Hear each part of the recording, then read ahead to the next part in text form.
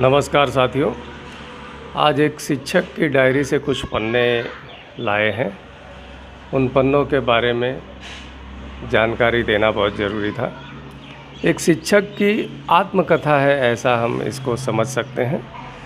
एक शिक्षक से कह रहा है कि क्या आज का शिक्षक खो गया है, क्या आज का शिक्षक, आज का गुरु भटक गया है, क्या शिक्षकों की जो जिम्मेदारी है वो ख़त्म हो गई है, क्या शिक्षकों का ज़मीर मर चुका है, क्या शिक्षक अपने कर्तव्यों को भूल गया है।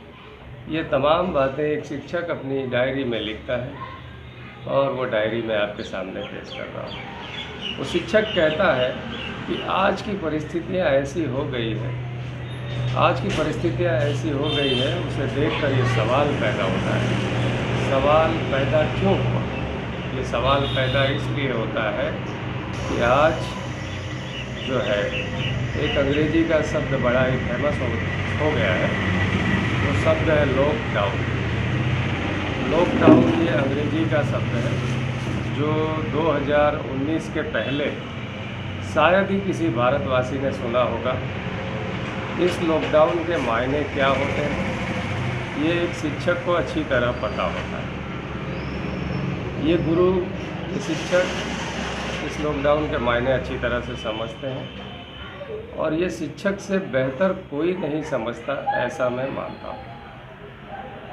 हमारे देश के होनहार शिक्षक और गुरु इसका मतलब समझते थे तो उन्होंने सरकारों से ये प्रश्न क्यों नहीं पूछा कि लॉकडाउन करोगे तो हमारे देश की अर्थव्यवस्था का क्या होगा, इस पे बुरा प्रभाव पड़ेगा। या लॉकडाउन तभी किया जा सकता है जो बहुत बड़ी महामारी। अगर ये महामारी इतनी बड़ी है तो सरकारों ने हमारे देश के डॉक्टरों से बात क्यों नहीं की? अगर कोई महामारी आती है तो उस महामारी को रोकने के लिए देश बंद कर दिया जाए, ये कहाँ का तर्क? किस मायने से ये तर्क सही है? ये सवाल अगर भारत का हर शिक्षक, प्रत्येक गुरु ये सवाल सरकार से पूछना शुरू कर देता तो शायद ये महामारी भारत में चली गई होती, कब की खत्म हो चुकी होती।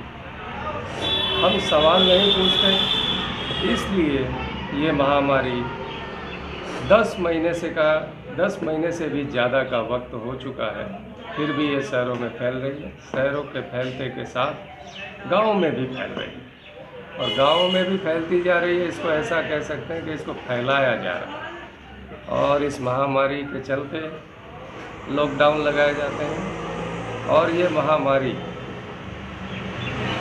इस महामारी की माया भी एक विचित्र माया, और इसकी माया ऐसी है कि रात को 9 बजे आती है और सुबह 6 बजे चली जाती है।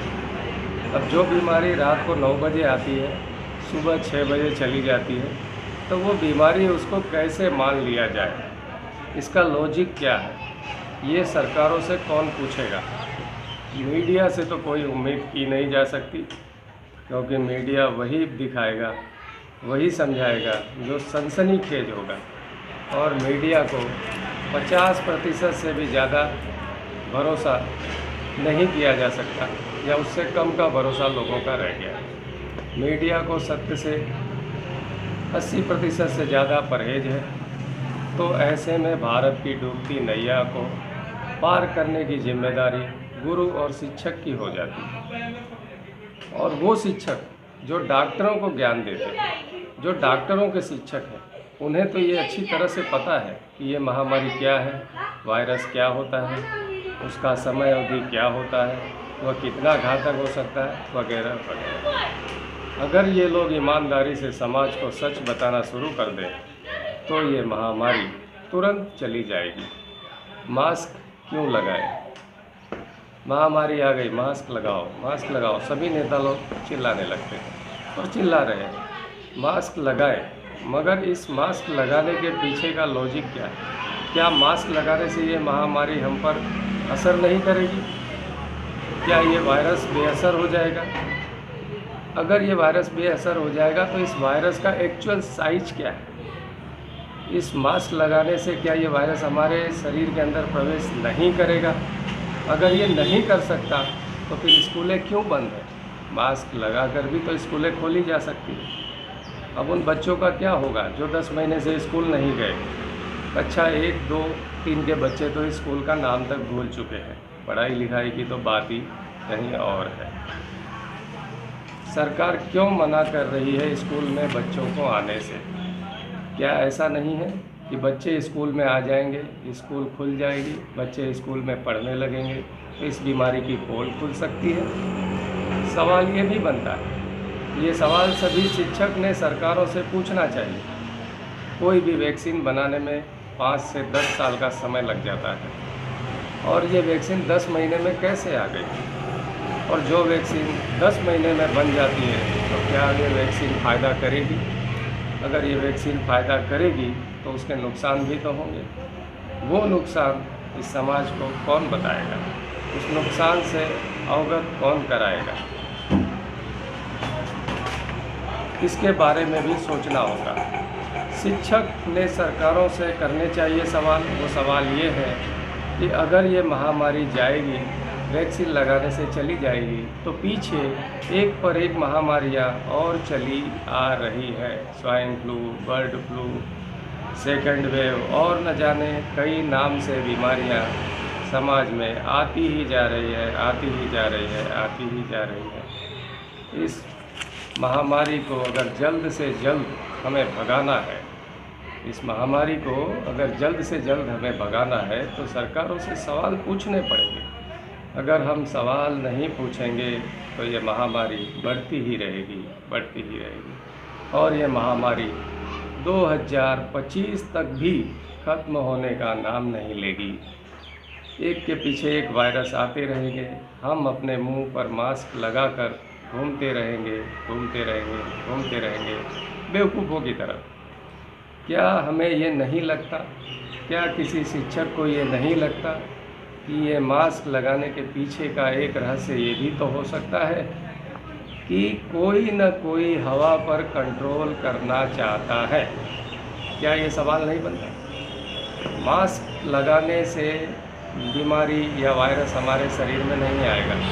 जिस प्रकार जूता पहन लेने से धूल हमारे पैर में नहीं लगती, परंतु उस धूल को कंट्रोल कर लिया जाए, ऐसा हम समझ सकते हैं। जूता पहनने के बाद धूल कंट्रोल हो गई, तो इसी प्रकार हमने मास्क लगा लिया। तो क्या मास्क लगाने से ये महामारी नहीं आएगी? तो क्या वास्तव में कहीं ऐसा तो नहीं कि कोई हवा पर कंट्रोल करना चाहता है? अगर कोई हवा पर कंट्रोल करना चाहता है तो ये सवाल शिक्षकों के जहन में आना चाहिए और ये सवाल का जवाब सरकारों से मांगना चाहिए। अगर हम सरकारों से सवाल नहीं करेंगे तो ये बीमारी कतई नहीं जाएगी, कतई नहीं जाएगी। इस सवाल के जवाब का तलाश करो, सवाल उठाएं और महामारी को भगाएं। जब तक ये महामारी नहीं जाएगी, जब तक हम सवाल नहीं करेंगे।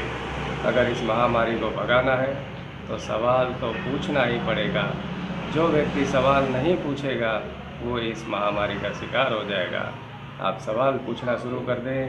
केवल एक सवाल ये कि ये महामारी इतनी तेज़ फैल रही है तो ये एक्चुअल वायरस हमें दिखा दो।